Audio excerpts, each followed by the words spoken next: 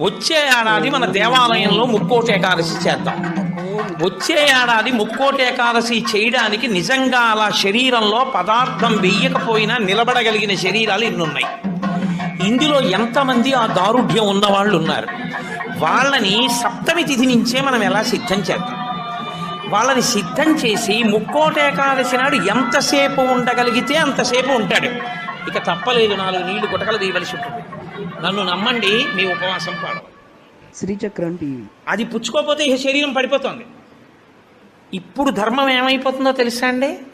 ఆమరణ నిరాహార దీక్ష శాస్త్రమునందు అత్యంత మహాపాపము. మీ శరీరం పడిపోయే వరకు మీరు మీ ఏమీ తినను ఏమీ తాగదు అని భీష్మిస్తే ఆ వ్రతఫలం ఇవ్వరు, పిశాచత్వం ఇస్తారు. అన్నం తినకుండా నీళ్లు పుచ్చుకోకుండా ఎవడైనా శరీరాన్ని పడగొడితే వాడి జీవుణ్ణి పిశాచంలోకి ప్రవేశపెడతారు.